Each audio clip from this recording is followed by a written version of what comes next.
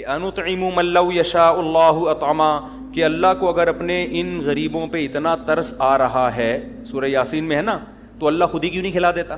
آئی بات سمجھ میں؟ اللہ نے اس اعتراض کا جواب، یہ جملہ بولنے میں اتنے ٹائم آپ بہادر آباد سے آؤ، اتنی دیر کیوں لگائی آپ نے بولنے میں؟ یہ تو بزدل آباد ہو گیا نا.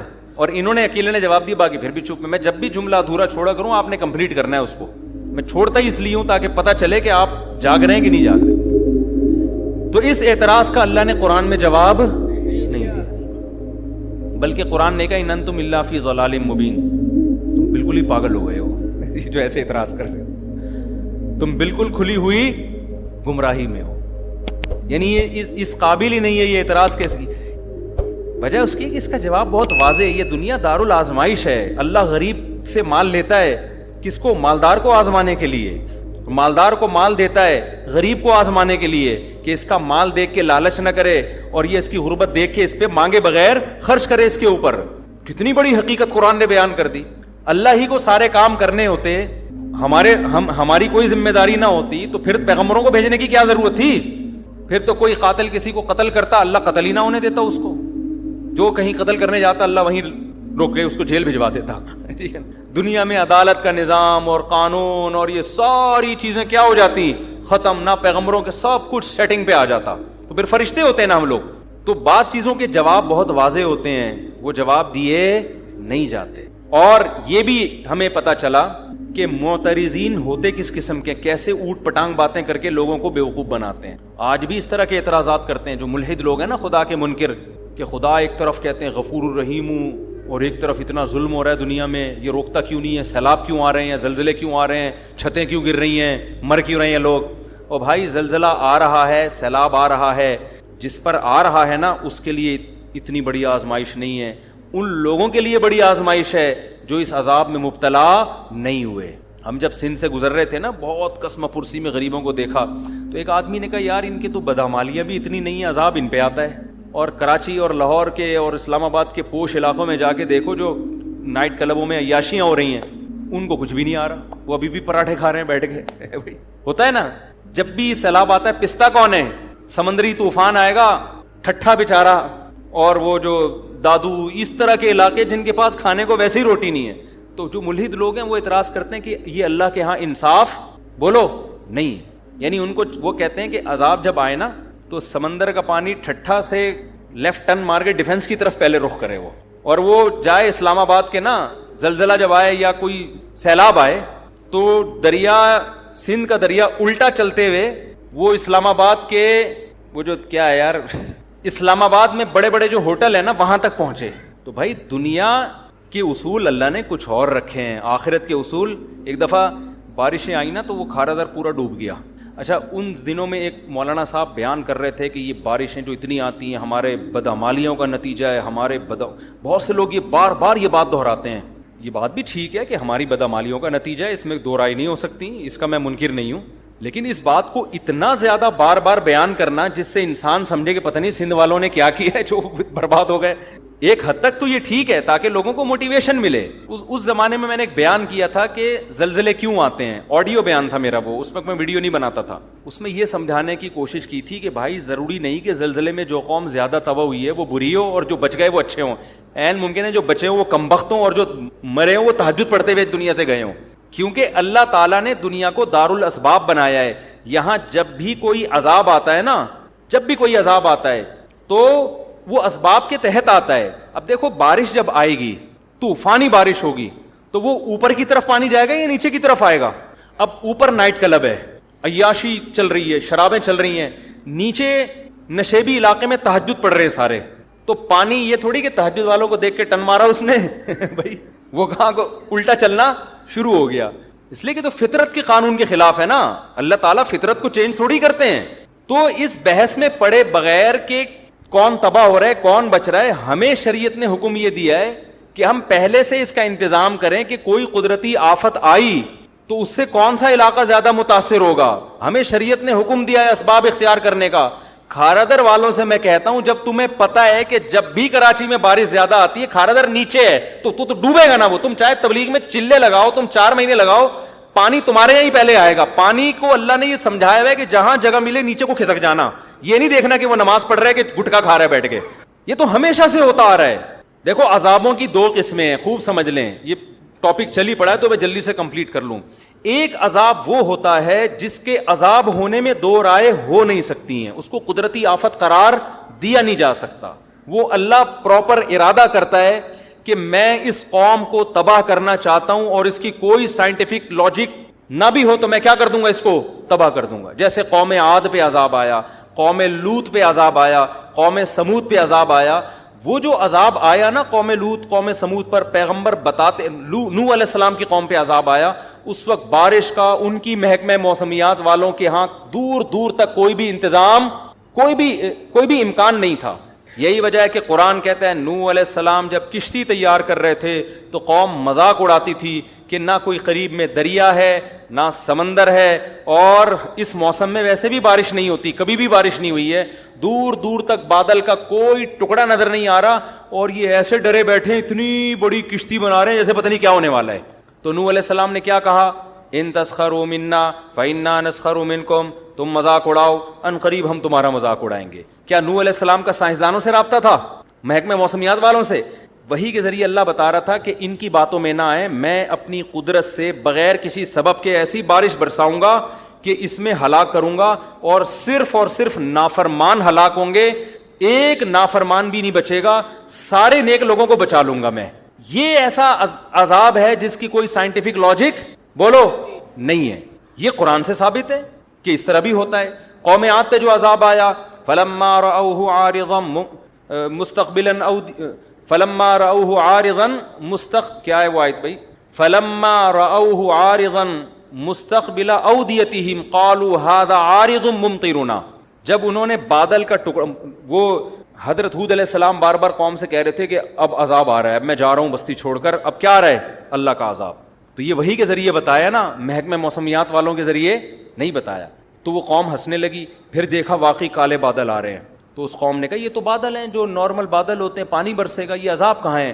تو انہوں نے کیا, بل ہوا کیا ہے, ھذا عارض قال بل ہوا مستعجلتم به ریح فیہا عذاب علیم. بارش نہیں ہے, یہ وہ عذاب ہے جس کی تم جلدی مچا رہے تھے, اور اس سے پانی کے بجائے پتھر برسیں گے آسمان سے. تو یہ وہ تھا کہ اس وقت جاپان کے سائنسدان بھی بیٹھے ہوئے ہوتے ہیں نا, محکمہ موسمیات والے, وہ بھی یہ کہتے ہیں یار اس کی کوئی سائنٹیفک لاجک نہیں ہے. بالکل ایسا ہی ہے جیسے عیسیٰ علیہ السلام بغیر باپ کے پیدا ہو گئے, کوئی لاجک ہے اس کی سائنٹیفک؟ یہ اللہ اپنی قدرت دکھاتا ہے, کوئی سبب موجود نہیں ہے مگر اس نے حضرت عیسیٰ کو بغیر باپ کے حضرت مریم کے بطن سے پیدا کیا. پھر ان کی پاک دامنی کا اعلان بھی کروا دیا. لوگ نے انگلیاں اٹھانا شروع کر دیں, بچہ ماں کی گود میں کبھی بھی نہیں بول سکتا, لیکن عیسیٰ ابن مریم ماں کی گود میں بولنے لگے, انی عبد اللہ, میں ولد الزنا نہیں ہوں, اللہ کا بندہ ہوں, اور عام انسان بھی نہیں, اللہ کا پیغمبر ہوں. آتانی الکتاب, اور عام پیغمبر بھی نہیں, مجھے انجیل ملے گی, باقاعدہ پیغمبر یعنی صاحب کتاب پیغمبر ہوں, اور مجھے توحید کا حکم دیا گیا. تبھی بہت سارے جو اس وقت یہودی تھے وہ آپ پر ایمان لے آئے, اور پھر وہ جانتے تھے کہ مریم پاک دامن, یہ خاندان کتنا پاک دامن. تو اللہ پھر نا وہ ساری باتیں الوجیکل ہو رہی ہوتی ہیں, وہ ساری باتیں. تو قوم سمود پہ جو عذاب آیا, قوم عاد پہ جو عذاب آیا, لوط علیہ السلام کی قوم پہ عذاب آیا کہ تھوڑے سے لوگوں کو اللہ نے نکالا اور پوری قوم کو الٹا کر کے تباہ کر دیا, اور پتھروں کی بارش بھی برسائی آسمان سے. تو اس طرح کے عذاب اب بھی آ سکتے ہیں, لیکن جب اس طرح کے عذاب آتے ہیں تو اس میں میجورٹی نافرمانوں کی ہلاک ہوتی ہے. جیسے یہاں جو ہلاک ہوئی نا, سارے نافرمان ہلاک ہوئے اور سارے نیک لوگوں کو اللہ نے بچا لیا. کچھ عذاب ایسے ہوتے ہیں جن کے بارے میں ہمارے لیے یہ دعویٰ کرنا کہ یہ واقعی عذاب ہے یا آزمائش ہے, یہ ہمارے لیے ممکن نہیں ہے. سمجھ میں آ رہی ہے بات؟ یہ وہ عذاب ہیں جن کی کوئی نہ کوئی لاجک ہوتی ہے, جو دنیا میں ہمیشہ سے آ رہے ہیں. حضرت عمر رضی اللہ تعالیٰ عنہ کے دور میں قحط پڑا ہے, شدید ترین قحط پڑ گیا, اتنا زبردست قحط پڑا کہ حضرت عمر نے چور کی سزا ہی ختم کر دی. سمجھ میں آ رہی ہے بات؟ کہ بھائی اگر ہم چور کا ہاتھ کاٹیں تو بھوک سے لوگ مر رہے ہیں, چوری نہیں کریں گے تو کیا کریں گے وہ؟ حالانکہ ہاتھ کاٹنے کا حکم کس نے دیا ہے؟ قرآن نے. کیا حضرت عمر قرآن کی آیت کا انکار کر سکتے ہیں؟ لیکن انہوں نے کہا نہیں بھائی اب یہ سزا جاری نہیں ہو سکتی, بھوک سے مر رہے ہیں. اس دور میں اگر کوئی یہ کہے کہ یار یہ جو قحط پڑا یہ لوگوں کے گناہوں کا عذاب, او بھائی تاریخ میں اس جیسی عادلانہ حکومت اور اس جیسے پرہیزگار لوگ دنیا میں وجود میں اب تک نہ اس سے پہلے نہ اس کے بعد کبھی وجود میں آئے ہیں. لیکن پھر بھی قحط پڑا ہے کہ نہیں پڑا؟ اس دور میں کوئی کہہ دیتا یہ خدا کا عذاب ہے نافرمانی پر، تو یہ عذاب نہیں ہے، یہ کیا ہے؟ یہ آزمائش ہے۔ اب سوال پیدا ہو تو اللہ کو کیا ضرورت تھی لوگوں کو آزمائش میں ڈالنے کی؟ تو بھائی اللہ کی باتیں کس سے پوچھی جائیں گی؟ اللہ سے پوچھی جائیں گی نا۔ اللہ جو کام کرتا ہے لا یسأل عما یفعل، قرآن میں اللہ نے بتا دیا میں جو کروں گا مجھ سے نہیں پوچھا جائے گا میں کیوں کر رہا ہوں، تم جو بھی کرو گے تم سے پوچھا جائے گا۔ اب اللہ نے سیلاب بھیج دیا نا، یہ اللہ نے بھیجا ہے، اللہ سے نہیں پوچھا جائے گا اللہ کیوں بھیجا، ہم سے پوچھا جائے گا جب آ گیا اتنے لوگ مر گئے تم نے مدد کیوں نہیں کی ان کی، یہ ہم سے پوچھا جائے گا کہ تم نے اپنی اگر کوئی کہے کہ اللہ نے کوئی سندھ کی عوام پہ اتنا ترس آ رہا تھا تو اتنا بڑا عذاب بھیجا کیوں اللہ نے، تو اس کا مطلب آپ سوال کس سے کر رہے ہو؟ اللہ سے کر رہے ہو۔ تو اللہ سے نہیں پوچھا جائے گا، پوچھا ہم سے جائے گا۔ تو اللہ نے تو جو کرنا ہے وہ کرے گا، پوچھا ہم سے جائے گا کہ تمہاری جو اس موقع پہ ذمہ داری تھی وہ تم نے پوری کی ہے یا نہیں کی۔ تو میں دوسری قسم جلدی اس کو ڈیفائن کر دوں تو یہ قسم وہ ہوتی ہے جو نیچرل ہے، جو دنیا میں ہمیشہ سے ہو رہی ہے، چاہے عادلانہ حکومت ہو یا ظالمانہ حکومت ہو۔ قحط بھی دنیا میں آتے ہیں، نارمل ہے، بارشیں بھی رک جاتی ہیں، زلزلے بھی آتے ہیں۔ اب جاپان میں جو صبح و شام زلزلے آ رہے ہیں اس کا یہ مطلب نہیں ہے کہ جاپانیوں نے کوئی الگ سے ظلم دنیا میں کیا ہوا ہے، وہ تو پٹے ہیں بیچارے، اس سے ہیروشیما اور ناگاساکی کے بم کے مارے ہوئے لوگ ہیں، تو آنا تو ان پہ چاہیے تھا زلزلے، جو امریکہ پہ آنا چاہیے تھا نا، جنہوں نے ہیروشیما کو اور ناگاساکی کو تباہ کیا، آ کس پہ رہے؟ اب وہ قیامت کے دن اللہ سے کہیں اللہ ٹھیک ہے ہم کافر تھے، ہم چینگ پونگ کرتے تھے، لیکن ہم تو آدھی سزا تو ہمیں دنیا میں ہی مل گئی تھی ہیروشیما اور ناگاساکی پہ، تو پھر بھی عذاب آ رہے ہیں، تو ہم کیا کہیں گے؟ بھائی جو پہاڑی علاقہ ہے اس میں زلزلے زیادہ آتے ہیں، سوات مردان میں زلزلے زیادہ آتے ہیں، کراچی میں کم آتے ہیں، بدماشیاں کراچی میں زیادہ ہیں، سوات مردان میں کیا ہیں؟ کم ہے۔ لاہور میں تو ماشاءاللہ کوئی لاہوری بیٹھے ہو تو پیشگی معذرت، سب سے کم زلزلے کہاں آتے ہیں؟ میرے خیال ہے لاہور میں آتے ہیں۔ تو یہ نیچرل ہے۔ اب دیندار آدمی کیا کرتا ہے؟ وہ کیا کرتا ہے کہ بجائے اس کے کہ تو نے نیچے اپنا گھر بنایا ہوا ہے اوپر چلا جا، وہ اوپر جانے کے بجائے نیچے تہجد زیادہ اخلاص سے شروع، سمجھ میں آ رہی ہے بات؟ وہ نیچے کھارا در میں ہے نا، پانی آیا اکثر کھارا در ڈوب جاتا ہے پانی میں، تو وہ کیا کرتا ہے کہ یار ہمارے گناہوں کی سزا میں پانی آ گیا، ہم ڈوب گئے، اب ہم کیا کریں گے؟ اب گٹکے سے بھی میں توبہ کر رہا ہوں، آئندہ اب میں چلے کی جماعت میں نکل رہا ہوں تاکہ عذاب نہ آئے۔ نکلنا تو چاہیے بھائی، گٹکا بھی چھوڑنا چاہیے، لیکن اللہ تعالیٰ نے دنیا کو دارالاسباب بنایا ہے، تو سب سے پہلے آپ کی ذمہ داری کیا ہے کہ آپ ریزن پہ غور کریں، یہ سزا ہمیں ملی کیوں ہے؟ آپ کراچی میں نشیبی جگہ پہ کیوں رہتے ہو بھائی؟ اوپر کیوں نہیں چلے جاتے آپ؟ اس پہ بھی لوگ، اور یہ بھی جرم ہے گناہوں، اگر یہ گناہ کی وجہ سے عذاب آیا ہے نا تو نیچے رہنا بھی ایک گناہ ہے، کہ جب آپ کو پتا ہے کہ ملک میں ڈیم ہے نہیں، جن کے پاس وسائل ہیں، جن کے پاس وسائل نہیں ہیں وہ تو بیچارے مجبور ہیں نا، جن کے پاس وسائل ہیں میں ان کی بات کر رہا ہوں، جب آپ کو پتا ہے کہ نیچے ہمارے ملک میں ڈیم نہیں ہے اور تباہی آتی ہے تو آپ کو خود بھی تو خیال کرنا چاہیے نا۔ اب آپ جاپان میں جا کے مضبوط عمارت بناؤ اور زلزلہ پروف نہ ہو، تو آپ وہاں روزانہ سہ روزے کا اجتماع رکھو گے، فضائل اعمال کی تعلیم ہوگی نا، جو کافر شراب پی رہے ہیں نا نائٹ کلب میں وہ بچ جائے گا زلزلے میں، آپ کیا ہو جاؤ گے؟ انا للہ ہو جائے گا آپ کا۔ تو اس میں اللہ کا قصور نہیں ہے، اس میں قصور کس کا ہوگا؟ آپ کا، کہ جب آپ کو پتہ ہے کہ اس جگہ زلزلے زیادہ آتے ہیں آپ نے زلزلوں سے بچنے کی کوشش کیوں نہیں کی؟ تو عذاب بعض دفعہ خالصتاً عذاب ہوتا ہے، اور بعض دفعہ جو ہوتا ہے اس میں ہم 100% یہ نہیں کہہ سکتے کہ عذاب ہے، وہ قدرتی حادثہ بھی ہوتا ہے، لیکن حدیث میں اس کو بھی عذاب کہا گیا ہے۔ کس معنی میں کہا گیا وہ میں بھی بتاتا ہوں۔ جیسے حدیث میں آتا ہے کہ حضرت عائشہ رضی اللہ تعالیٰ عنہ نے نبی سے عرض کیا، یا رسول اللہ یہ طاعون کیا چیز ہے جو وبا پھیلتی ہے نا، طاعون، آپ نے فرمایا عذاب یبعثہم اللہ علی من یشاء من عبادہ، اللہ کی طرف سے ایک عذاب ہے جس پہ چاہے اللہ مسلط کر دیتا ہے، لیکن آگے آپ نے فرمایا کہ اہل ایمان کے لیے اس کو رحمت بنا دیتا ہے۔ تو اس سے پتہ چلا کہ اس کا عذاب ہونا یقینی ہر ایک کے لیے نہیں ہے، یہ قدرتی حادثے ہیں۔ تو جتنے بھی قدرتی حادثے دنیا میں ہوتے ہیں، ایک تو وہ دو حادثوں کی قسمیں سمجھ میں آ گئی نا، ایک تو وہ جو قوم لوط قوم نوح پر، اس کی کوئی سائنٹیفک لاجک نہیں تھی، اللہ نے اپنے ارادے سے جیسے حضرت ابراہیم کو آگ میں بچا لیا اور بغیر باپ کے حضرت عیسیٰ کو پیدا کر دیا، تو بغیر کسی لاجک کے اللہ نے آسمان سے پتھر برسا کے قوم کو ہلاک کر دیا۔ لیکن کچھ ہوتے ہیں جن کی سائنٹیفک لاجک ہوتی ہے، دنیا میں جب گیس اتنی نکل رہی ہے نا تو زلزلے خود بخود آئیں گے، کتنی گیس کتنا پیٹرول تو ہم نکال رہے ہیں نا، تو نیچے سے زمین خالی ہو رہی ہے کہ نہیں ہو رہی؟ تو جب زمین ذرا سرکتی ہے کہ تھوڑا سا یہاں سے خالی ہو گئی ہوں، تھوڑا سا اپنا ادھر کروٹ لوں میں، تو زمین کی کروٹ چھوٹی کروٹ بولو وہ بڑے بڑے پہاڑوں کو ہلا دیتی ہے، وہ تھوڑی سی یوں ہی لاکھوں لوگ یوں ایسے یوں ہوئے کہ اب دوبارہ پرانی پوزیشن میں آ ہی نہیں رہے۔ تو یہ جو اس قسم کے حادثات ہوتے ہیں ان کے بارے میں نبی صلی اللہ علیہ وسلم نے دو ٹوک بتا دیا۔ کہ یہ نافرمان کے حق میں عذاب ہیں, فرما بردار کے حق میں کیا ہیں؟ رحمت. تو سندھ کی عوام یا بلوچستان یا کے پی کے میں جو مصیبتیں آئی ہیں تو نیک لوگوں کے لیے کیا ہے؟ یہ رحمت ہے. برے لوگوں کے لیے کیا ہے؟ یہ عذاب ہے. تو ہر قدرتی حادثہ وہ برے کے لیے عذاب ہوتا ہے, نیک کے لیے کیا ہوتا ہے؟ رحمت. اس سے پتہ چلا کہ وہ نیک پر بھی آ سکتا ہے. اس سے کیا پتہ چلتا ہے؟ وہ نیک پر بھی آ سکتا ہے. اب اسی میں آپ دیکھ لیں جو دینداروں کی حماقتیں, جب یہ کورونا پھیلا ہے نا تو اس میں لوگوں نے کیا باتیں کرنا شروع کر دی تھی. میں بہت عرصے بعد کورونا پہ آیا ہوں, لیکن اب یہ ٹاپک کو سمجھانے کے لیے کہ جی مسجدوں میں نہیں آئے گا یہ کورونا, مسجدوں میں کیا ہوگا, ہم تو وہاں اللہ اللہ کرنے جاتے ہیں, وہاں وبا کیسے آئے گی. تو یہ تو حدیث سے یہ بات ثابت ہے کہ جتنی بھی قدرتی حادثات ہیں متاثر اس سے سب ہوتے ہیں. تبھی تو نبی نے فرمایا مومن کے لیے وہ رحمت بن جائے گی اور کافر کے لیے وہ عذاب بن جائے گی, نافرمان کے لیے عذاب بن جائے گی.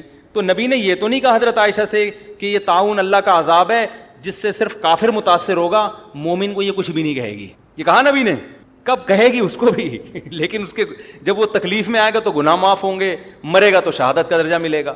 کیا خیال ہے؟ تو اس سے پتہ چلتا ہے بھائی وہ سینما گھر میں بھی جائے گی وبا, چاہے وہ کورونا ہو یا طاعون ہو, وہ مسجد میں بھی اسی اسپیڈ سے آئے گی جس اسپیڈ سے سینما گھر میں جا رہی ہے. تو لہذا اگر سینما گھر میں احتیاط کرنی ہے تو کہاں مسجد میں بھی اسی طرح احتیاط کرنی ہے. اب آپ یہ کہہ سکتے ہیں کہ جب نبی نے کہہ دیا کہ یہ وبا یہ رحمت ہے مسلمانوں کے لیے تو رحمت تو لینی چاہیے نا, تو اس سے بچنا تو نہیں چاہیے. لہذا جب یہ رحمت ہے تو پھر تو طاعون کو گلے لگانا چاہیے. کوئی کووڈ کا مریض ہے, وہ ایک بندہ تھا نا کورونا کے دنوں میں سگریٹ پی رہا تھا نا, کش لے رہا ہے, دھوئیں نکال رہا ہے بڑے بڑے سانس بھر کے. تو ایک بندہ اس کے پاس گیا, لڑکوں کی عادت ہوتی ہے نا جاتے ہی اس کے ساتھ کھانے میں شریک ہو جاتے ہیں, تو یہ گیا جاتے ہی سگریٹ لے کے کش لگایا اور کہا مجھے لگ رہا ہے تو بڑی ٹینشن میں ہے, میں چاہ رہا ہوں تیری ٹینشن میں تیرے ساتھ شریک ہو جاؤں. سٹا لگا کے بول رہا کیا ہوا؟ تو ٹینشن کیا ہے؟ کہہ رہا ٹینشن یہ ہے کہ مجھے کورونا ہوا ہے. یہ اسی کی سگریٹ کے کیا کر رہا ہے, ٹٹے لگانا شروع کر دیا اس میں. تو آپ یہ کہہ سکتے ہیں کہ جب یہ رحمت ہے تو پھر احتیاط کیوں کریں ہم؟ تو یاد رکھو یہ ایک اور شریعت کا اصول ہے کہ جتنی بھی آزمائشیں ہیں وہ اللہ کی رحمت اس وقت بنتی ہیں جب ان آزمائشوں سے ہم بچنے کی پوری کوشش کر لیں, پھر بھی اللہ مبتلا کر دے. اگر آپ ہی بچنے کی کوشش نہیں کر رہے تو پھر وہ حماقت ہے, پھر اس کو آپ رحمت نہ سمجھو. ارے ہر بیماری اللہ کی رحمت ہے یا نہیں ہے؟ حدیث میں آتا ہے بخار میں گناہ معاف ہوتے ہیں. حدیث میں آتا ہے بخار کی جو گرمی ہے نا, یہ جہنم میں جو مسلم کو عذاب ہونا تھا وہ گرمی کی شکل میں اللہ دنیا میں دے دیتے ہیں مسلمان کو. بخار بڑی حدیث میں بڑی فضیلت ہے کہ بخار کی وجہ سے جہنم کی آگ کیا ہوتی ہے؟ ٹھنڈی, گناہ معاف ہوتے ہیں. آپ نے کہا یار اتنی بڑی رحمت, آپ کیا کیا کہ جی مری میں برف میں جا کے سو گئے آپ کہ یار میں چاہتا ہوں مجھے صبح کیا ہو جائے, تیز بخار ہو جائے. پھر جب 103 ہوا آپ نے کہا تھوڑی رحمت کا تقاضا اور چاہیے مجھے. سمجھ میں آ رہی ہے بات؟ یہی وجہ ہے کہ جب طاعون صحابہ میں پھیلا, صحابہ میں یہ حدیث پھیل گئی تھی کہ طاعون میں جو مرے گا وہ کیا ہوگا؟ شہید ہوگا. لیکن صحابہ کرام نے کیا کیا کہ لوگوں کو منتشر کر دیا, پہاڑوں کی طرف بھیج دیا. حضرت عمر رضی اللہ تعالیٰ نے ان پر ان کو اپریشیٹ کیا کہ انہوں نے, حافظ ابن حجر رحمۃ اللہ نے اپنے دور کا یہ واقعہ لکھا ہے کہ ایک علاقے میں طاعون پھیلا تھا تو لوگوں نے کیا کیا کہ اجتماعی طور پر دعا کا اہتمام کیا کہ بہت لوگ طاعون تو پہلے بہت اسپیڈ سے پھیلتا تھا, ایسے جنازے. تو لوگوں نے کیا ابن حجر رحمۃ اللہ نے واقعہ لکھا ہے کہ لوگ نا سارے علماء اور بزرگان دین اور ساری عوام جمع ہو گئی جنگل میں, کیا کہیں صحرا میں جا کے نا مل کے زور زور سے اللہ سے دعا مانگتے ہیں گڑگڑا کے تاکہ بیماری ختم ہو جائے. ابن حجر نے لکھا کہ جب وہ اجتماعی سطح پہ گئے دعا مانگی تو بیماری کم ہونے کے بجائے اور بڑھ گئی. کم ہونے کے بجائے کیا ہو گئی؟ اور وجہ کیا ہے؟ ابن حجر نے لکھا کہ وجہ یہ تھی کہ یہ بدعت کا ارتکاب کیا انہوں نے, اس لیے کہ ایسے موقع پہ میدان میں جمع ہو کے اجتماعی دعا حدیث سے ثابت نہیں ہے. حدیث سے تو نماز استسقاء میں ثابت ہے کہ اجتماعی طور پہ جمع ہو کے دعا مانگے, یہ تو آپ نے اپنی طرف سے. لیکن اس کی ایک سائنٹیفک لاجک بھی ہے کہ بھائی اسلام پہلے آپ کو احتیاط کا حکم دیتا ہے, اس کے ساتھ دعا کا حکم دیتا ہے. سمجھ میں آ رہی ہے بات؟ بیماری جب یہ سب کو پتا ہے کہ طاعون کی بیماری ایک دوسرے سے لگتی ہے, اس زمانے میں بھی سب کو پتا تھا, تبھی تو لوگ ایسے علاقوں میں جاتے نہیں تھے جہاں طاعون پھیلا ہوا ہو. تو جب یہ ایک دوسرے سے لگتی ہے تو آپ جب جنگل میں صحرا میں سارے اکٹھے ہو جاؤ گے تو طاعون کے جراثیم یہ نہیں دیکھیں گے کہ کس کام کے, آپ فلم دیکھنے کے لیے اکٹھے ہو یا تہجد کے لیے اکٹھے ہو. جرثوم وائرس پہ کوئی فرق نہیں پڑتا. تو آپ اسباب اختیار نہیں کر رہے, جبکہ شریعت ہمیں کسی بھی کام میں کامیابی کے لیے سب سے پہلے اسباب اور پھر اللہ سے دعا. جو بعض لوگ کہتے ہیں نا سب سے پہلے دعا پھر اسباب, ان کا بھی ایک صحیح مطلب ہے. ان کا مطلب ہے کہ اسباب سے بچنے کا اہتمام تو کرنا ہے, فوراً دعا بھی شروع کر دینی ہے, لیکن اسباب کو بھی بھرپور طریقے سے اختیار کرنا ہے. سمجھ میں آ رہی ہے بات کہ نہیں آ رہی؟ تو ابن حجر رحمۃ اللہ علیہ نے لکھا ہے کہ اتنا کراؤڈ ہوا اور سب نے بہت گڑ گڑا کے دعائیں مانگی, مگر جو موت کا تناسب تھا وہ پہلے سے بہت تیزی سے بڑھ گیا. تو وجہ اس کی یہی ہے کہ بھائی آپ, اور یہ حماقت آج بھی لوگ کر رہے ہوتے ہیں, آج بھی لوگ کر رہے ہوتے ہیں. بیمار آدمی کے بھائی احتیاط پر کو فوکس کرو, اس کی صحت کا خیال کرو, وہ کر نہیں رہے ہوتے, اور اس کے ساتھ صرف دعا پر اکتے ہو. دعا تو بہت ہی ضروری ہے. ایک آخری بات کر کے بس بیان ختم کرتا ہوں کہ دیکھو, یہ تو میں نے دو قسم کے حادثات کی پوری ڈیٹیل بتا دی نا, کہ ایک تو وہ واقعی جو خالصتاً قدرتی ہوتے ہیں, اور ایک وہ جس کی لاجک زمین میں ہمیشہ سے نیک لوگوں پر بھی آفتیں آتی ہیں, بروں پر بھی آتی ہیں, بیماریاں بھی اور زلزلے بھی اور طوفان بھی. تو ہمیں بجائے اس بحث میں کہ یہ عذاب ہے کسی کے گناہ کی وجہ سے یا یہ کیا ہے, ہمیں وہ یہ تو اللہ کا کام تھا نا جو اللہ نے کیا. ہمیں اللہ کہتا ہے تم وہ کرو جو تمہاری ذمہ داری. ہماری ذمہ داری کیا ہے؟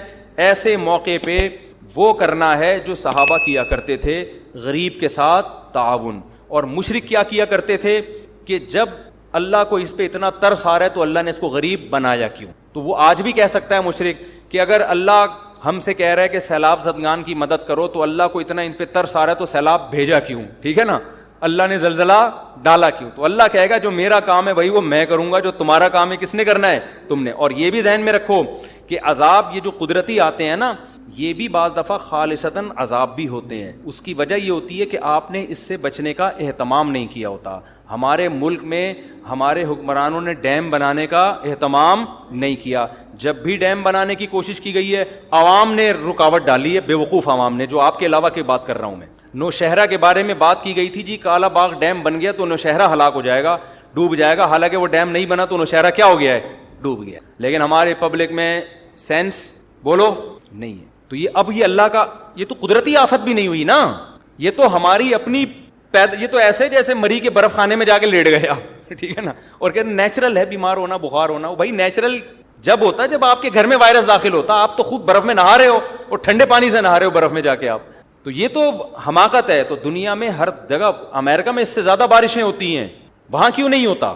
تو ہم نے تو کوئی انتظام. اور ایک فلسفی کا بیان آیا تھا کچھ دن پہلے کہ ہمارے ملک میں ڈیم ہے نہیں اور یہ مولوی لوگ بچے پیدا کرنے کی ترغیبیں دے رہے ہیں. کچھ دن پہلے ان کا بیان آیا, ڈیم ہے نہیں, پانی ہے نہیں اور بچے پیدا کرنے کی. میں نے کہا اس پاگل کو دیکھو, ابھی بھی کہہ رہے ہیں ہمارے ملک میں پانی نہیں ہے. کوئی ایک بچہ بتاؤ جو پانی کی کمی سے ہلاک ہوا ہو. فضول قسم کے, پاگل قسم کے لوگ اللہ نے ہم پہ مسلط. یہ ہمارے وہ ہیں جو بڑے بڑے اسکالرز ہیں, فلسفی ہیں. اور خدا کے بندے, تو اس کو ایک ہی تو نعمت ملی ہوئی ہے, نسل بھی روک دیں گے تو بچے گا کیا ہمارے پاس؟ اتنا پانی زمین کی رگوں میں سیلاب میں داخل ہوا ہے نا کہ نکالتے نکالتے تھک جاؤ, یہ ختم ہونے والا نہیں ہے. وہ جو چیف جسٹس کا بیان آیا تھا نا پرانا, کہ اتنے لیٹر پانی روزانہ ہم زمین سے نکال رہے ہیں اور بچوں کی اسپیڈ بہت تیزی سے ہے اور اتنا پانی ختم ہو رہا ہے. میں نے اس پر بیان دیا تھا, یہ پانی نکلنے کی اسپیڈ تو بتا رہے ہیں, زمین میں پانی جا کتنا رہا ہے اس پہ انہوں نے کوئی رپورٹ پیش کی نہیں ہے. بے وقوفوں والے کام کر رہے ہو یار تم.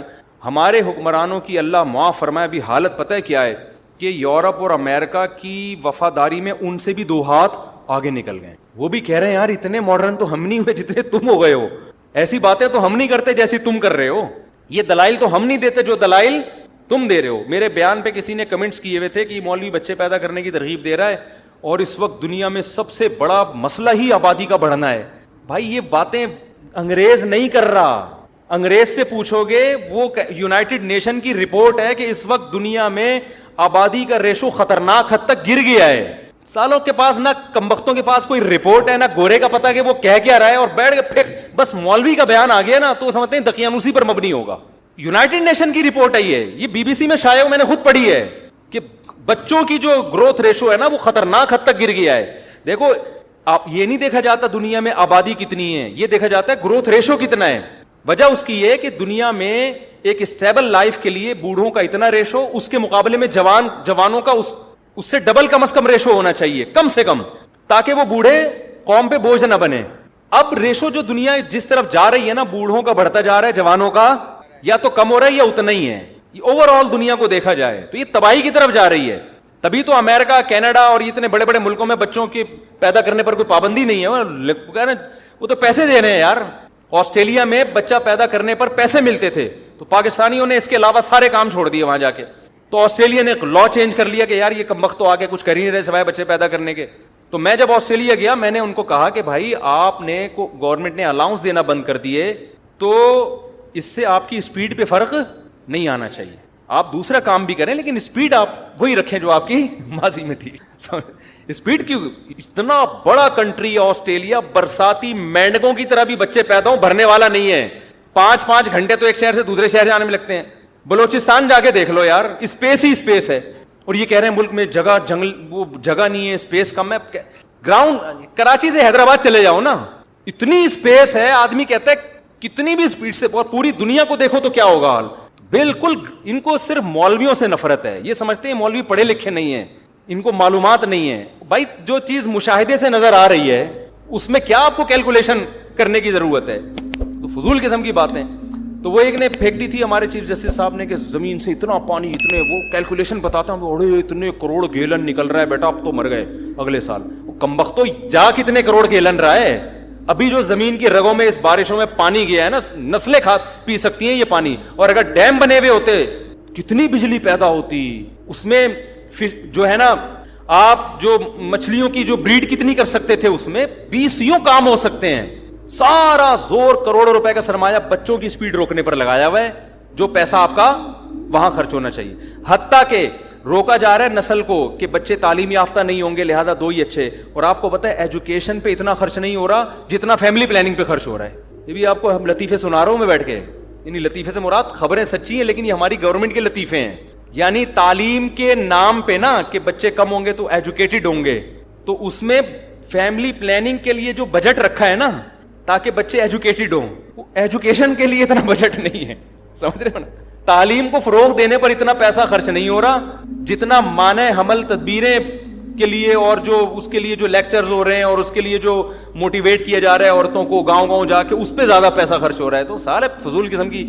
اللہ کا شکر ہے اللہ نے ہمیں مدرسے میں پڑھا لیا, میں تو اللہ کا بڑا شکر ادا کرتا ہوں تاکہ ہمارا گھر بھی الحمدللہ اس بہانے آباد ہو گیا. ورنہ ہم بھی پڑھے ہوئے ہوتے تو آج ہماری ایک بیوی ہوتی, ایک آدھ بچہ ہوتا, میری زندگی کا سارا مزہ ہی خراب ہو گیا تھا یار. ابھی تو ہم کسی ملک سے جاتے ہیں ایسے بچے انتظار کر رہے ہوتے ہیں, ابا آ رہے ہیں, ہر سائز کا بچہ ہے ماشاءاللہ, بیٹے بھی, اللہ نظر بد سے بچائے. میں تو کہتا ہوں یار اسلام کا یہی ایک احسان ہمارے اوپر اتنا بڑا ہے کہ اسلام نے ہمارے گھر کو آباد کر دیا. اور بڑھاپے میں یہ سارے جوان ہو چکے ہوں گے انشاءاللہ, یہ سارے جوان ہو چکے ہیں بڑھاپے میں, وہ اس کے اپنے مزے ہیں. تو پتہ نہیں 2 بچے لے کے کیا کر رہے ہیں یار لوگ. تم ٹھیک ہے, یہ بھی ان کو بھی پھینکنا نہ کہیں, یہ بھی اچھے ہیں. گھر بھرا ہوا ہو, 1000 گز کے بنگلے, دیواریں کھا رہی ہیں یار, آبادی نہیں ہے گھروں کے اندر.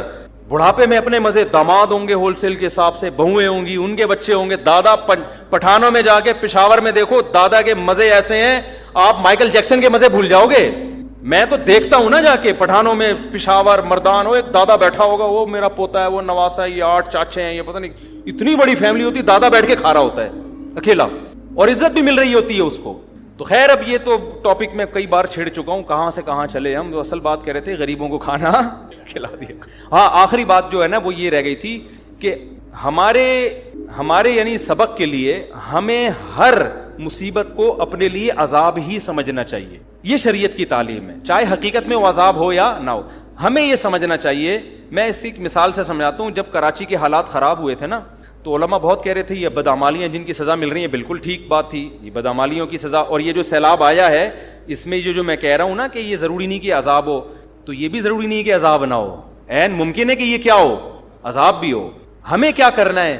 تو ہمارے حضرت فرمایا کرتے تھے کہ ہم میں سے ہر آدمی کو سوچنا چاہیے دنیا میں کہیں بھی آفت آئے تو ہمیں یہی سوچنا چاہیے یہ عذاب ہی ہے, اور کسی اور کے گناہوں کی سزا نہیں بلکہ میرے گناہوں کی سزا ہے. یہ اللہ ہم سے چاہتا ہے کہ بے شک وہ کسی اور کے گناہ کی سزا ہے یا سزا نہیں بھی, یہ قدرتی حادثہ ہے, لیکن جس کے دل میں اللہ کا خوف ہوتا ہے وہ یہ سمجھتا ہے کہ یہ عذاب ہی ہے اور یہ میرے گناہوں کی وجہ سے, وہ اپنے گناہوں کا استحضار کرتا ہے.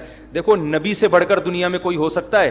حدیث میں آتا ہے جب بھی مدینہ میں گہرے بادل آتے تھے آپ صلی اللہ علیہ وسلم خوف زدہ ہو جاتے اور مسجد میں جا کے دعائیں مانگنا شروع کر دیتے. حالانکہ گہرے بادل آنا کیا ہے, نیچرل ہے, اور نبی سے تو کوئی گناہ ہوتا ہی نہیں ہے, لیکن جس کے دل میں تقوی اللہ کا خوف ہوتا ہے نا وہ تو نبی یہی سمجھتے تھے. پھر نبی جا کے دعا مانگتے, اے اللہ تو نے مجھ سے وعدہ کیا ہے کہ جب تک میں ان کے درمیان موجود ہوں تیرا عذاب نہیں آئے گا. حالانکہ مدینہ میں تو اب بھی بادل آتے ہیں.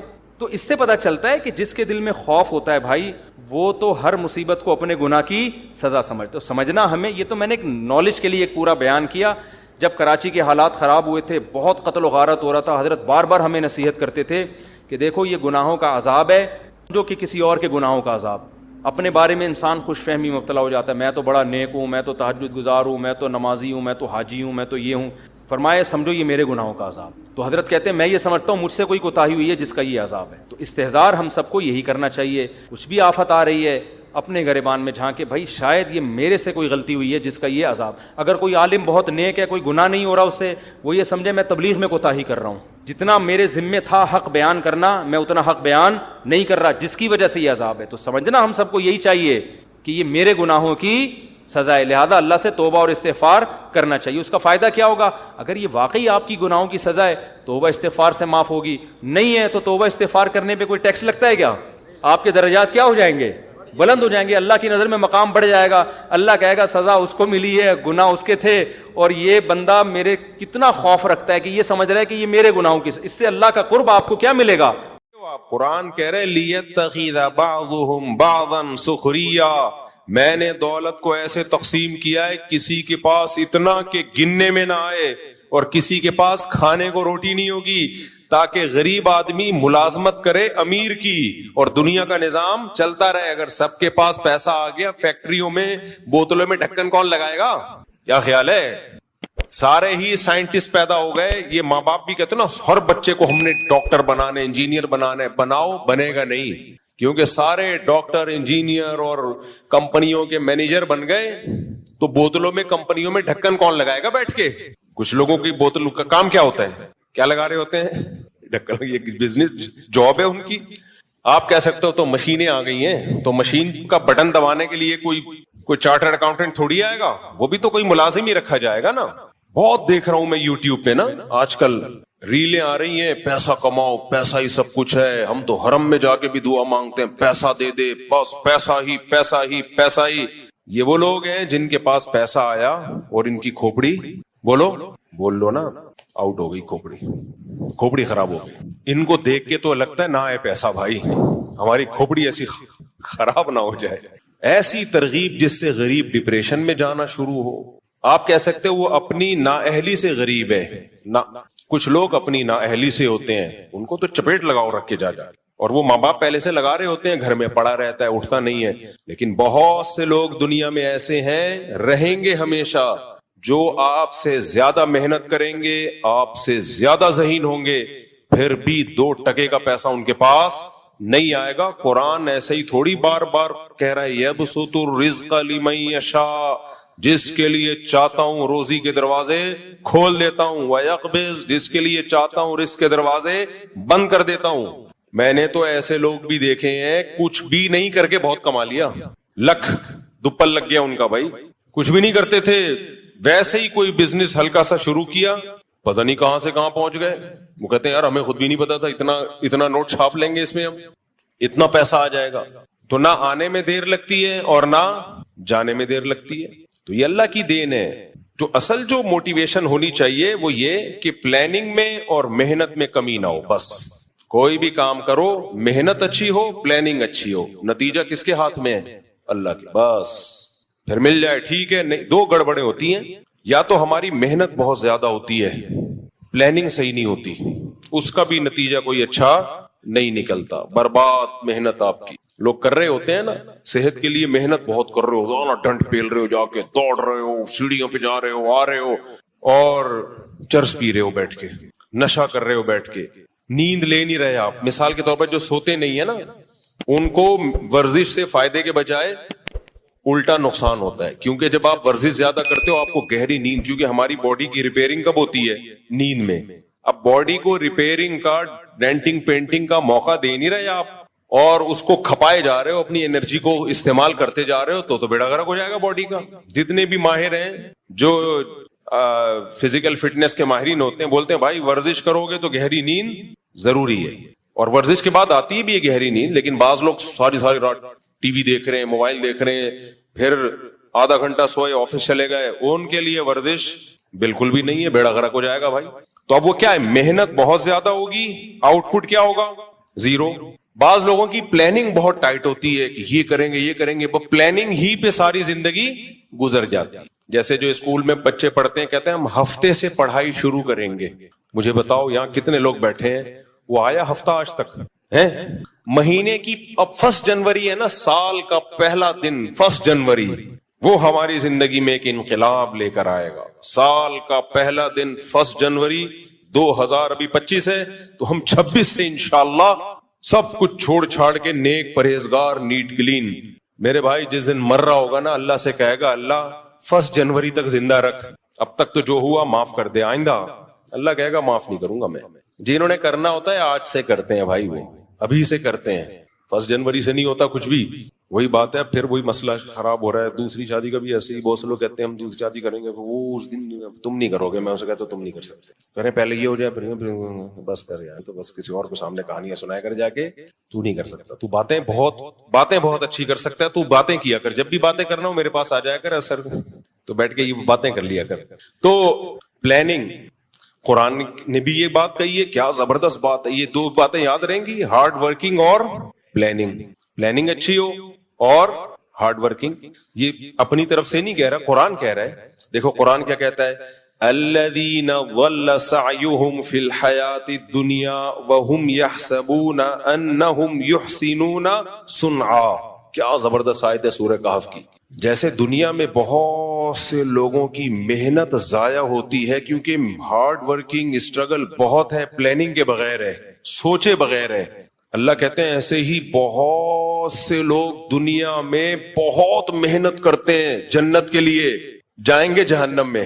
الذین ضل سعیہم, یہ وہ لوگ ہیں جن کی کوششیں ضائع ہو جائیں گی. اگر انہوں نے جنت کی کوشش ہی نہ کی ہوتی تو اللہ کہتا کہ یہ کہتا کہ ان کی کوشش ضائع ہوگی. بولو نا آپ لوگ, اللہ کہتا کہ ان کی کوششیں ضائع ہوں گی, کہتا نہ.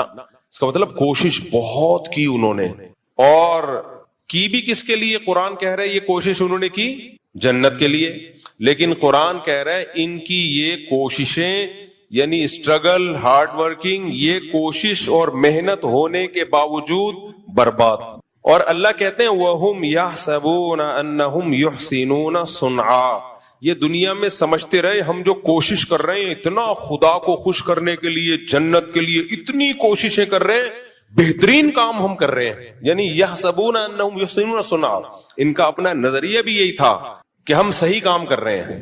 دیکھو ایک گمراہ وہ ہوتا ہے جس کو پتا ہو کہ میں غلط کر رہا ہوں پھر بھی غلط کر رہا ہوں, وہ تو سمجھ میں آتا ہے گمراہ. لیکن وہ بیچارہ تو یہ سمجھ رہا ہے کہ میں جو کام کر رہا ہوں اس سے اللہ خوش ہو رہا ہے, اور اللہ بھی خوش ہو رہا ہے, اور جنت بھی ملے گی, نیک کام ہو رہا ہے, اور پھر اس کو صحیح سمجھ کے اس میں زندگی کھپا دے. لیکن اللہ کہہ رہے ہیں جائے گا کہاں؟ جہنم. وجہ اس کی یہ کہ ایک بہت بڑا فالٹ تھا اس کا, یہ خود سے کیوں سمجھنا شروع کر دیا کہ میں صحیح کر رہا ہوں. اس کے صحیح ہونے کی آپ کے پاس دلیل کیا تھی؟ ایک مثال سے بات سمجھاتا ہوں میں. آپ نے سوچا کہ یار میں 200-250 کلو کا ہو گیا ہوں, میں صحت بنانے کے لیے اب ٹائٹ کوشش کرتا ہوں, میں بہترین کوشش, وہی ہے ڈنٹ پیلنا, بھاگنا, دوڑنا, یہ وہ. اور اب یہی سمجھ رہے ہو آپ کہ یار میں صحیح کوشش کر رہا ہوں. نیند لے نہیں رہے آپ, خوراک پہ کنٹرول کر نہیں رہے آپ, کیونکہ جب بھاگتا دوڑتا ہے بھوک زیادہ لگتی ہے تو 6 برگر کھانا شروع کر دیا آپ نے, ایک کے بجائے کتنے؟ 6.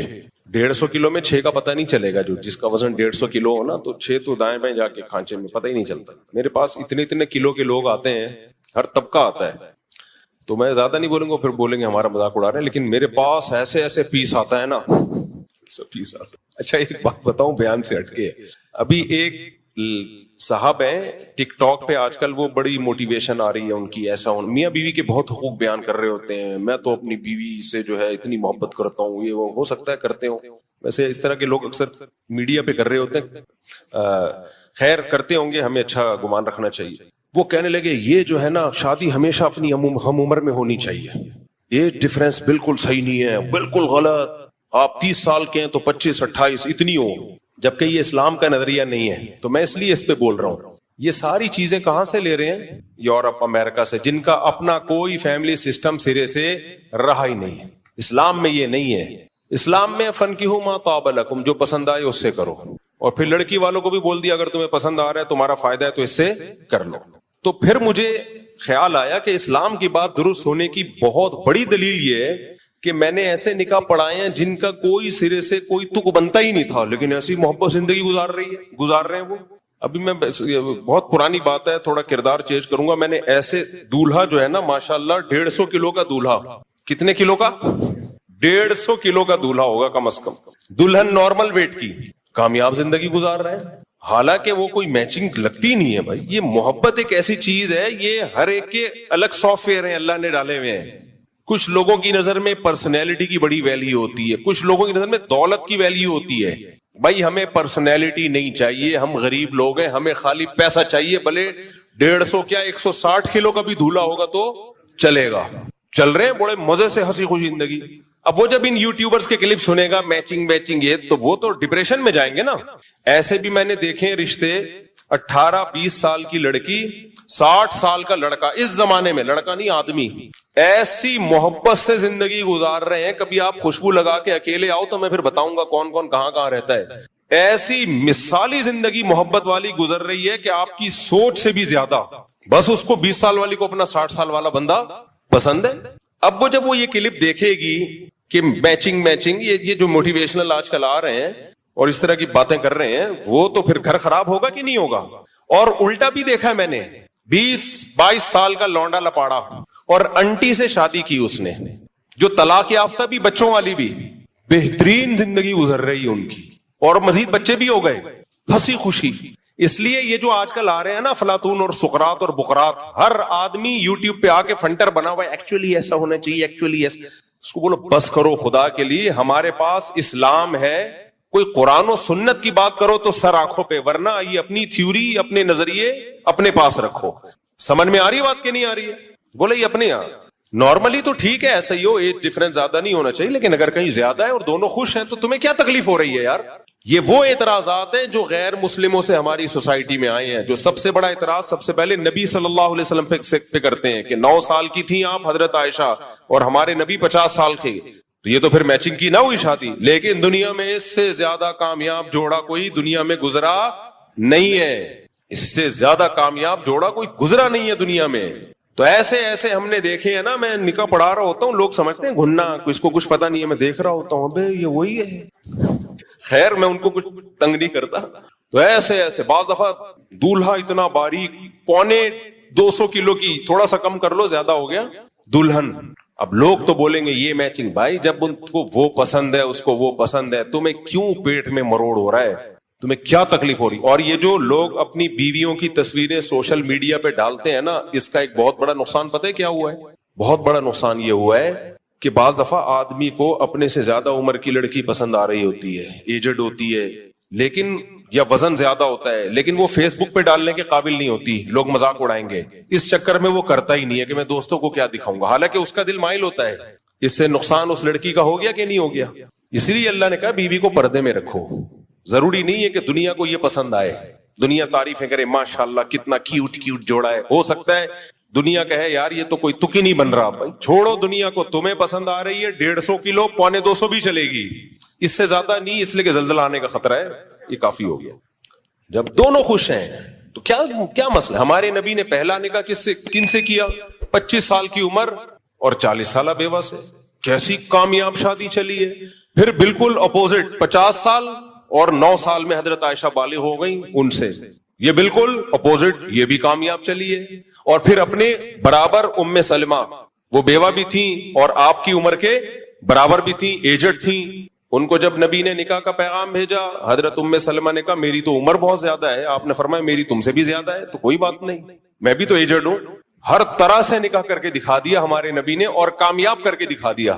اس لیے اٹھا کر پھینک دو باہر گلی میں. نئی تہذیب کے انڈے ہیں، یہ جملہ یاد رکھ کر رکھو، نئی تہذیب کے انڈے ہیں گندے. اور فیس بک پہ مت ڈالا کرو بیویوں کی، یوٹیوب پہ میری وائف، اس سے بہت نقصان. یہ کلچر کا بیڑا غرق. بیوی جب پردے میں رہے تو کسی کو کیا پتا 150 ہے 250 کا ریٹ چل رہا ہے، کیا چل رہا ہے. کوئی لاسانی کے کٹے تھوڑی ہیں جو ہم نے دنیا کو آپ خود بھی کوئی دولہا بعض دفعہ 200 کا ہوتا ہے، بیوی اس کو دنیا کو دکھا رہی ہے میرا ہسبینڈ کتنا ہینڈسم، کتنا اسمارٹ.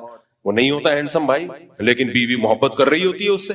تو فیس بک پہ اپنی گھر کی چیزیں گھر کے اندر رکھو یار.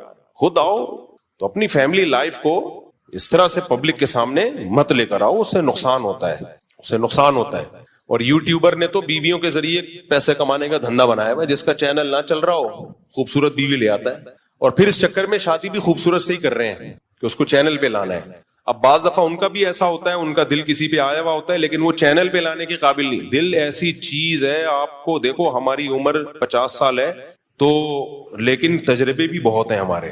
دل ایک ایسی چیز ہے جو کچھ دیکھتا ہی نہیں ہے، آڑے ترچے پہ بھی آ سکتا ہے، الائنمنٹ ہی آؤٹ ہوئی ہوئی ہے اس پہ آ گیا دل، سیدھی بھی نہیں ہو سکتی الائنمنٹ، کالے پہ آ گیا، پیلے پہ آ گیا، نیلے پہ آ گیا، یہ ایسی چیز ہے. تو اللہ نے سب لڑکیوں کی بھی شادی کرا لی ہے، سب آدمیوں کی بھی، تو اس لیے اللہ نے یہ ایسے سسٹم ڈالے ہوئے ہیں کہ بدصورتوں کی بھی ہو جائے اور خوبصورتوں کی بھی ہو جائے، اور دل آئے بغیر تھوڑی ہوگی ہے. تو یہ اللہ کا نظام ہے بنایا ہوا، تو اس میں دخل اندازی کی کوشش مت کرو. سمجھتے ہو کہ نہیں سمجھتے؟ اس میں ٹانگ مت اڑاؤ. تو میں کہاں سے بات لے کے چلا تھا، کیا کر رہا تھا؟ ہاں میں یہ عرض کر رہا تھا، دیکھو قرآن کہتا ہے الذین ضل سعیہم فی الحیات الدنیا، بہت سے لوگ ایسے ہیں دنیا میں ان کی کوششیں ضائع ہو جائیں گی. تو اس کا مطلب اس سے پتہ چلتا ہے کوشش انہوں نے بہت کی ہے لیکن ضائع ہو جائیں گی، اور وہ یہ سمجھ بھی رہے تھے کہ ہم ٹھیک کر رہے ہیں. تو اب میں اس کی مثال دے رہا تھا. اس کی دنیا میں ایسے مثال ہوگی کہ آپ نے اپنی صحت بنانے کے لیے صبح شام محنت محنت محنت، پاگلوں جیسی محنت کر لی آپ نے. آپ سمجھ رہے ہو کہ میری صحت بنے گی، لیکن آپ نیند نہیں لے رہے پراپر، کھانے پہ آپ کنٹرول نہیں کر رہے. تو بتاؤ یہ صحت مزید یعنی مزید بنے گی یا بگڑے گی؟ مزید اور بگڑ جائے گی اور خراب ہو جاؤ گے. تو جیسے دنیا میں ہوتا ہے تو خراب کیوں ہوگا؟ آپ سے جب کوئی پوچھے، اب آپ گئے ایک ڈاکٹر صاحب کے پاس، ڈاکٹر صاحب میں نے اتنی محنت کی، ہم نے تو سنا ہے محنت سے انسان کو پھل ملتا ہے، میں نے تو صحت کی اتنی محنت کی مگر میں تو گھٹنے بیٹھ گئے میرے، تو میں تو مر رہا ہوں، اور میں نے نیت بھی صحیح تھی، میں اس کو صحیح سمجھ کے کرتا تھا. تو ڈاکٹر کیا کہے گا؟ تم نے خود سے کیسے فیصلہ کر لیا کہ یہ محنت کا رخ صحیح ہے؟ یہ کسی ایکسپرٹ سے پوچھنا چاہیے، ڈاکٹر سے پوچھنا چاہیے تھا. خود سے فیصلہ کر لیا مجھے جو بخار ہے اس دفعہ ملیریا لگ رہا ہے، خود سے فیصلہ کر لیا مجھے جو بخار ہے وہ گرمی کا بخار ہے، خود سے فیصلہ کر لیا کہ مجھے جو خارش ہو رہی ہے یہ دوسری شادی، استغفر اللہ، یہ جو ہے کیونکہ بہت سو کا دوسری شادی کی بھی شروع ہو گئی ہے، مجھے جو خارش ہو رہی ہے یہ جو ہے مچھر کے کاٹنے سے ہے. ابے خود سے کیسے؟ آپ کسی ایکسپرٹ سے پوچھو، وہ بتائے گا آپ کو. بعض لوگوں کو چکر آ رہے ہیں، خود سے فیصلہ کر لیا کہ میرا بی پی بڑھا ہوا ہے، حالانکہ ہو سکتا ہے لو ہو، اب اس میں نمک پی رہا ہے تو مرے گا اور زیادہ. بھائی خود سے فیصلہ کر لیا یہ ہے، خود سے فیصلہ کر لیا یہ ہے، تو یہ نہیں ہوتا. تو جیسے دنیا میں یہ نہیں ہوتا، دنیا میں ایکسپرٹ سے، ماہرین سے پوچھا جاتا ہے کہ ہماری جو اسٹرگل اور محنت اس کی سمت صحیح ہے یا نہیں. اسی طرح اللہ آخرت کی کوشش کے بارے میں بھی کہتے ہیں، جب تم آخرت کے لیے کوشش کرو گے تو خود سے فیصلہ نہیں کر لینا کہ میں بہت اچھی کوشش کر رہا ہوں. اللہ اس کے رسول تمہیں بتائیں گے، ان کی طرف سے پرمیشن ملے گی تو تھوڑی کوشش پہ بہت کچھ مل جائے گا. ان کی طرف سے اگر پرمیشن نہیں ہے تو بہت ساری کوشش پہ بھی کچھ بھی نہیں ملے گا، بلکہ بدعت کا گناہ ملے گا الٹا. سمجھ رہے ہو کہ نہیں سمجھ رہے؟ اس لیے اکثر میں ایک مثال دیتا ہوں، یہ جو بکرے ذبح کرتے ہیں لوگ، اچھا میرا کلپ بھی لوگوں نے ادھورا چلایا کہ میں نے بکرا ذبح کرنے کو حرام کہا ہے. لوگ کہہ رہے ہیں بکرا تو حلال ہے، آپ کہتے ہو بکرا صرف قربانی میں ذبح کرو. عبادت کے طور پہ جانور ذبح کرنا، گوشت کھانے کے لیے نہیں. گوشت کھانے کے لیے تو کبھی بھی کر لو. بقرعید میں ہم گوشت کھانے کے لیے نہیں کر رہے ہوتے، اصل میں کس کے لیے کر رہے ہوتے ہیں؟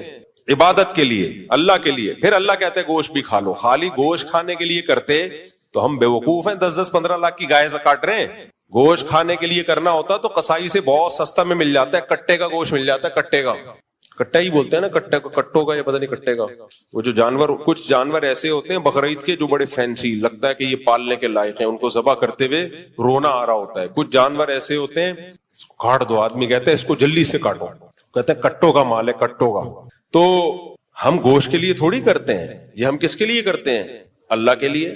اسی طرح جب ہم حج پہ جاتے ہیں تو بکرا ذبح کرتے ہیں، یا تو دم کے طور پر ہوتا ہے، ہم سے حج میں کوئی غلطی ہو گئی تو کفارے کے طور پہ بکرا کاٹا جاتا ہے، وہ صدقہ کرنے سے وہ کفارہ پورا نہیں ہوگا. یا ہم دم شکر کہ حج عمرہ ایک سفر میں کر لیا، حج قران یا حج تمتع، تو شکر کے طور پہ بکرا کاٹا جاتا ہے، اس کا گوشت کھانے کی اللہ نے اجازت دے دی، تو وہ بھی بکرا، دمبا، گائے یہ کاٹے جائے گا. اسی طرح بچہ پیدا ہوتا ہے عقیقے کے طور پر، تو یہ بھی گوشت کے لیے نہیں ہے، یہ اصل میں کس کے لیے؟ شکرانے کے لیے. شکرانے کے لیے ہم جانور کاٹتے ہیں. پھر اللہ نے کہا چلو کاٹ دیا تو اب کھا لو اور کھلاؤ. جب ہم حج میں ہم سے کوئی احرام میں غلطی ہو گئی, اس غلطی میں اللہ نے کہا بکرا کاٹو, تو اللہ نے کہا کاٹو, کھاؤ نہیں, غریبوں کو کھلاؤ. وہ کھا نہیں سکتے آپ. لیکن حج میں عمرہ اور حج ایک ساتھ کر لیا, شکرانے کا بکرا کاٹا, تو اللہ نے کہا دم والا بھی میرے لیے, یہ والا بھی میرے لیے, لیکن اس کا تم کھا سکتے ہو. اس طرح بقرعید میں جب ہم بکرا کاٹتے ہیں, اللہ نے کہا یہ میرے لیے گوشت کھا سکتے ہو, اگر اللہ اجازت نہیں دیتا تو ہم نہیں کھاتے. تو یہ 3 موقع ایسے ہیں جن میں بکرا کاٹنا, دمبا کاٹنا, گائے کاٹنا, اونٹ نہر کرنا عبادت کے طور پر ہے, ثواب کے طور پر ہے. اس کے علاوہ چوتھا کوئی ایسا موقع نہیں ہے جہاں بکرا کاٹنے پہ کاٹنے کا کوئی ثواب ملے گا. اس لیے میں کہتا ہوں صدقے کے بکرے کا اسلام میں کوئی تصور نہیں ہے. صدقے کا ہے, صدقے کے بکرے کا نہیں ہے. لوگ کہتے ہیں ہم کاٹ کے گوشت کھلاتے ہیں اس کا. بھائی ویسے ہی گوشت خرید کے کھلا دو, وہ سستا پڑے گا. راشن ڈال دو, پیسے دے دو. یہاں لوگوں کا نظریہ خراب ہے, وہ کہتے ہیں نہیں خون گرے گا تو بلائیں ٹلیں گی. نا نا نا نا نا, یہ وہ کوشش ہے جو آپ کی اپنی طرف سے ہے. قرآن و سنت میں ہمیں بکرا کاٹنا کوئی عبادت اس کو نہیں قرار دیا. 100 بکرے بھی کاٹ دو گے کچھ بھی نہیں, بدعت کا گناہ ملے گا. اگر ثواب سمجھ کے کاٹ رہے ہو, بدعت کا گناہ ملے گا کہ کیوں کاٹ رہے ہو. اب بتاؤ لوگوں کے گھر میں بلائیں آتی ہیں, مصیبتیں آتی ہیں, تو بکرے کاٹتے ہیں کہ نہیں کاٹتے؟ وہ کہتے ہیں بکرے کاٹیں گے تو بلائیں ٹلیں گی. کیوں ٹلیں گی بھائی؟ یہ اللہ نے کہا ہے. بلائیں لانے والا کون؟ بولو نا, اللہ. تو ٹالنے والا کون؟ اللہ. تو اللہ نے کہا صدقے سے بلائیں ٹلتی ہیں, بکروں سے کہیں بھی نہیں کہا. تو صدقہ کرو, پیسے دے دو غریب کو, وہ سستے میں ہے. اور اس میں غریب جو چاہے گا کر لے گا. راشن ڈلوا دو اس کے گھر میں, آلو پیاز ٹماٹر ڈلوا دو, دالیں ڈلوا دو, جس کی زیادہ ضرورت ہے, جو روز کھائے. بکرا تو ایک ٹائم کھا کے ختم کر دے گا وہ. تو یہ کانسیپٹ ہی غلط ہے. تو اس لیے قرآن کیا کہتا ہے, الذین ضل سعیہم فی الحیاۃ الدنیا, یہ وہ لوگ ہیں جنہوں نے دنیا میں بہت ساری کوششیں کی اور وہ سمجھتے رہے کہ ہم صحیح ٹریک پر ہیں. اب دیکھو ہندو جو مندر میں جا کے عبادت کرتا ہے اس کی نیت بھی بھگوان کو خوش کرنے کی ہے, ساری زندگی خوش کرتا رہے, لیکن بھگوان اس سے خوش بولو نہیں ہوگا. وہ کہے کہ کیا دلیل ہے کہ تم نے ان بتوں کو میرے ساتھ شریک کر لیا, ان کے سامنے کیوں جھک رہے ہو, کیا لگتے ہیں تمہارے بھائی ہے؟ کرتے رہو کوششیں ساری زندگی, کچھ بھی نہیں حاصل ہوگا, بار برباد ضائع. مشرکین مکہ کیا کرتے تھے دیکھو, جوا کھیلتے تھے, اور جو بھی جوے میں رقم جیتتا, جیسے فار ایگزامپل سب نے 1000 روپے ملائے, 10 بندوں نے, تو 10,000 روپے ہو گئے. جو جوا جیتے گا اس کو کتنے مل جائیں گے؟ 10,000. تو وہ کیا کرتا تھا, اب غریبوں کو کھانا کھلاتا تھا. اس سے عربوں میں سخاوت تھی نا, بھائی غریب کو کھانا تو کھلانا ہے. ہر شخص چاہتا تھا میں کھلاؤں, پیسے ہوتے نہیں تھے یار, 1000 روپے میں کیسے کھلاؤں. جذبہ بہت اچھا تھا, کہتے چلو جوا کھیلتے ہیں, جو جیتے گا وہ کھلائے گا. تو جیت جاتا تھا, یہ کھلاتا تھا. اللہ نے اس کے بارے میں کہا 100 کیا, یعنی مفہوم قرآن و سنت کا اپنے الفاظ میں بیان کر رہا ہوں. اس طرح تم 100 نہیں 1 کروڑ لوگوں کو بھی کھلاؤ گے, بیکار. کوئی نہ صرف یہ کہ ثواب نہیں ملے گا, حرام کمانے کا گناہ, جوا کھیلنے کا گناہ. انما الخمر والمیسر والانصاب والازلام رجس پلید, اللہ کی نظر میں پلید کہلاؤ گے, جواری کہلاؤ گے. کیا کہلاؤ گے؟ جواری, سٹے باز, جواری, پلید, ناپاک. کیسے کیسے نام دیے اللہ نے جواریوں کو جو جوا کھیلتے ہیں. حالانکہ وہ محنت کر کے کیا کر رہے ہیں, غریبوں کو کھلا رہے ہیں, محنت بھی ہو رہی ہے, نیت بھی ان کی اچھی ہے. لیکن بھائی بات یہ کہ آپ نے پہلے پوچھا تو ہے نہیں کہ خدا اس عمل سے خوش ہوتا بھی ہے کہ نہیں ہوتا. تو میں یہ عرض کر رہا تھا, کامیابی کے لیے 2 چیزوں کا ہونا بہت ضروری, چاہے دنیا کی کامیابی ہو چاہے آخرت کی کامیابی. نمبر 1 محنت, نمبر 2 پلاننگ. محنت ہو پلاننگ نہ ہو بیڑا غرق, پلاننگ ہو محنت نہ ہو بیڑا بولو غرق. اب پلاننگ میں کیا چیز آتی ہے؟ محنت تو خود ہی کرنی پڑے گی. پلاننگ میں آتی ہے سب سے پہلے, جب بھی آپ کسی کام کی, مثال کے طور پر آپ نے ایک ہدف بنایا, میں نے پیسہ کمانا ہے. یہ میں اس لیے مثال دیتا ہوں کہ اصل ہدف ہمارا ہونا چاہیے جنت میں جانا ہے, لیکن مثال پیسے کی دو نا تو فوراً سمجھ میں آنا شروع ہو جاتی ہے. جنت میں بھی اسی طرح ہی جائے گا آدمی. تو پلاننگ کا کیا مطلب؟ بھائی کم سے کم محنت میں زیادہ سے زیادہ کیسے کمایا جا سکتا ہے, کم سے کم محنت میں زیادہ سے زیادہ کیسے کمایا جا سکتا ہے. اور پلاننگ میں سب سے پہلا جو جزو ہے نا پلاننگ کا وہ ہے مشورہ. ان لوگوں سے مشورہ لینا جو اس کام کے ایکسپرٹ ہوں, ان لوگوں سے مشورہ. سب سے پہلی بات مشورہ ہو. مشورہ کن لوگوں سے ہو؟ جو اس کام کے ایکسپرٹ. نمبر 3 بلکہ ایکسپرٹ ہونا بھی کافی نہیں ہے, آپ کے ساتھ مخلص بھی ہوں. کیونکہ آپ نے کسی نے دودھ کی دکان کھولی ہوئی ہے, آپ مشورہ لے کے اسی کے پڑوس میں دودھ کی دکان کھول رہے ہو, وہ آپ کو اچھا مشورہ دے گا؟ کیا کہا کم بخت تیری چل گئی, میرے تو بیٹھا گیا بٹا. تو آپ بے وقوف ہو, آپ اس سے مشورہ کیوں لے رہے ہو؟ آج ایک بندہ آیا, آپ کی اطلاع کے لیے عرض ہے کہ قربانی یہودیوں میں بھی تھی اور عیسائیوں میں بھی تھی. آدم علیہ السلام سے لے کر اب تک جانور کو ذبح کرنے کا حکم یہ تمام آسمانی مذاہب میں موجود تھا. لیکن یہودیوں اور عیسائیوں کے جو مفکرین تھے, جس طرح آج ہمارے ہاں بھی بہت سے مفکرین پیدا ہو گئے ہیں, انہوں نے ایکچولی کر کے نا اصل میں قربانی کا جو فلسفہ تھا, ایکچولی مقصد تو یہ ہے کہ کسی کی کا گوشت کھا لے, تو ایکچولی اگر ہم کسی کے ساتھ تعاون کریں, ایکچولی آج کل بے روزگاری ہے, تو آپ دیکھیں ایک اتنا موٹا جانور 1-1.5-2 لاکھ کے جانور لانے سے بہتر ہے کہ کسی غریب کے منہ میں 2 نوالے رکھ دیں, تو کیوں نہیں. اور پھر جانور ذبح ہوتا ہے, خون, اور پھر جانور کو گرانا, اور پھر اچھے پڑھے لکھے لوگ وہ گائے کے ساتھ کھڑے ہوئے ہیں, اچھے نہیں لگ رہے بالکل بھی, تو وہ یہ, اور پھر ان جانوروں کو کاٹنے میں کیا فائدہ ہے بھائی, اس سے گوشت مہنگا ہو جاتا ہے. تو یہ کرا کے اپنے دین اور مذہب, جیسے ہمارے یہاں غامدی صاحب معذرت کے ساتھ, تو ہمارے یہاں ذرا لیٹ پیدا ہوئے ہیں, ان کے ہاں جلدی پیدا ہو گئے تھے. یعنی اس قسم کے جو مفکرین ہیں وہ تھوڑا سا ہمارے ہاں اب پیدا ہو رہے ہیں, اسپیڈ کے ساتھ ہو رہے ہیں. ان کے ہاں اس قسم کے مفکرین پہلے پیدا ہو چکے تھے, تو وہ دین اور مذہب کا کر دیا انہوں نے بیڑا غرق. ان کے علماء بھی اسی رو میں بہ گئے, عوام کو خوش کرنا. عالم کی یہ کوشش نہیں ہونی چاہیے کہ پبلک کس طرف جا رہی ہے, بلکہ اس کو یہ کرنا چاہیے کہ پبلک کو اپنی طرف لے کر جائے جس چیز کو وہ برحق سمجھتا ہے. عوام کی خوشی کا اعتبار اہل حق علماء نہیں کرتے. ہاں بعض دفعہ یہ ہوتا ہے کہ عوام کی مینٹل اپروچ سے ایک چیز اوپر کی ہوتی ہے, تو اس کو بیان کرنے میں خطرہ ہوتا ہے کہ یہ غلط استعمال نہ کر لیں اس کا, وہ ایک الگ ٹاپک ہے. تو قربانی کا جو حکم ہے یہ تمام مذاہب میں, آج تورات پڑھیں آپ, بائبل پڑھیں, اس میں بھی جانور ذبح کرنے کا حکم ملتا ہے. تو اس میں 2 انتہائیں پیدا ہوئی ہیں. غلو, تحریفیں ہوتی ہیں نا دین میں, تو علماء کا کام کیا ہوتا ہے کہ جہاں لوگ ایک طرف غلو کا شکار ہیں, حد سے تجاوز کر رہے ہیں, علماء وہیں پہ انہیں روک دیتے ہیں.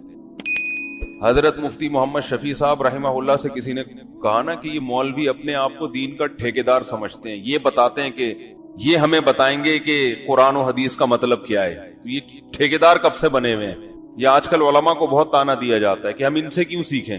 حضرت مفتی محمد شفیع صاحب جو بہت بڑے عالم تھے, حضرت مفتی تقی عثمانی صاحب کے والد, انہوں نے فرمایا ٹھیکیدار نہ سمجھیں, چوکیدار ہی سمجھ لیں. ہم دین کے ٹھیکیدار نہیں لیکن چوکیدار بہرحال ہیں. قرآن و سنت کے نام پہ کسی غلط چیز کو اندر آنے نہیں دیں گے, اسلام میں نہیں آنے دیں گے. آج صبح ایک فتویٰ پڑا کسی امریکہ میں یا UK میں کسی مشہور عالم کا, ان محترم نے یہ فتویٰ دیا کہ لاک ڈاؤن کی وجہ سے بے روزگاری بہت زیادہ بڑھ گئی ہے, خاص طور پر انڈیا میں, اور قربانی میں مشکلات بھی ہیں, تو قربانی کے بجائے آپ کسی غریب کو یا کسی بے روزگار کو اس کے ساتھ تعاون کر لیں.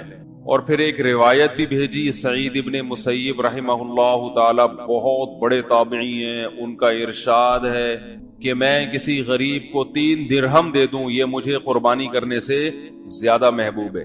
دلائل سب کو سب طرح کے مل جاتے ہیں. جب کوئی بندہ ایک سمت میں چلنا شروع ہوتا ہے نا, تو اس کو اپنے مطلب کے دلائل مل جاتے ہیں. عوام حوالوں سے متاثر ہوتی ہے. بھائی کتاب کا ریفرنس بھی المحلہ, حدیث کی کتاب, ریفرنس بھی سعید ابن مسیب, بہت بڑے تابعی, ان کا ریفرنس بھی.